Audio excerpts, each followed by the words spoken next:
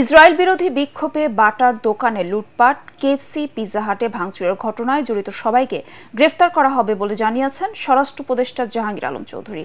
এই ঘটনায় আইন শৃঙ্খলা বাহিনীর ব্যর্থতা ছিল না দাবি করে তিনি জানান, ভবিষ্যতে এমনটা ঘটতে দেয়া হবে না।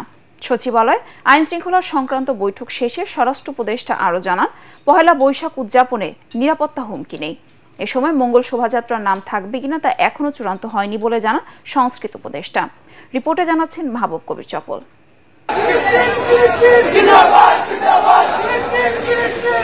ফিলিস্তিনিদের হত্যার প্রতিবাদে বাংলাদেশে বিক্ষোভে নামেন লাখো মানুষ।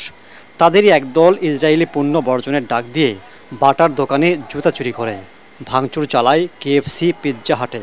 এতে দেশজুড়ে নিন্দার ঝড় ওঠে। প্রশ্ন ওঠে আইনশৃঙ্খলা রক্ষাকারী বাহিনীর ভূমিকা নিয়ে।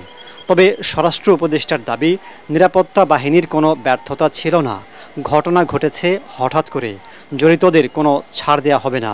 যে ঘটনাটা ঘটছে ওটা ঘটনা উচিত হয় নাই, ওই দিনও যেন ঘটনাটা না ঘটে আমরা চেয়েছি, এবং ভবিষ্যতে যেন এই ধরনের ঘটনা না ঘটে এই জন্য আমরা সবসময় সচেষ্ট থাকবো। অনেকবার বলার পরও কিন্তু যেমন আপনারা আসার সময় কিন্তু একটা স্বরাষ্ট্র উপদেষ্টা থাকেও আপনাকে কন্ট্রোল করতে পারে না। তো পুরো দেশে দেশে এরকম প্রশাসন হয়, এরকম উপদেষ্টা সবাই থাকে, তো এরকম ঘটে যায় তো দুই একটা। এই জন্য মানে আমরা তো সবাই বাঙালি, একই ক্যারেক্টার কিন্তু সবারই একই রকম।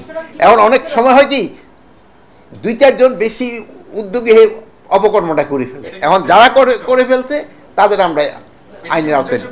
এদিন পহেলা বৈশাখ উদযাপন নির্বিঘ্ন করতে স্বরাষ্ট্র মন্ত্রণালয়ে আইনশৃঙ্খলা সংক্রান্ত বৈঠক হয়।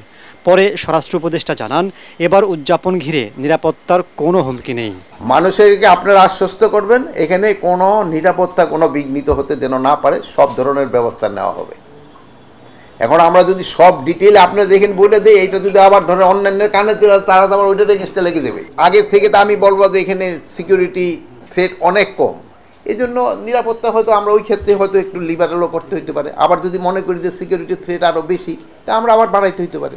এ সময় সংস্কৃতি উপদেষ্টা জানান, মঙ্গল শোভাযাত্রার নাম থাকবে কিনা তা এখনও চূড়ান্ত হয়নি। নাম কি থাকছে এটা ঢাকা বিশ্ববিদ্যালয় বিভিন্ন স্টেক হোল্ডারের সঙ্গে আলোচনা করছেন, করে 10 তারিখে জানাবেন। আপনি আর উত্তরে বলেন তার মানে কি পরিবর্তন হচ্ছে? আমার কথা কিন্তু তা বলেন, আমার কথা বলে পরিবর্তন হবে কি হবে না এটা তারা জানাবে। এবারের বৈশাখীর উদযাপন অন্য যে কোনো সময়ের চেয়ে আনন্দমুখর হবে বলেও জানান তারা। মাহবুব কবির চপল, ATN বাংলা, ঢাকা।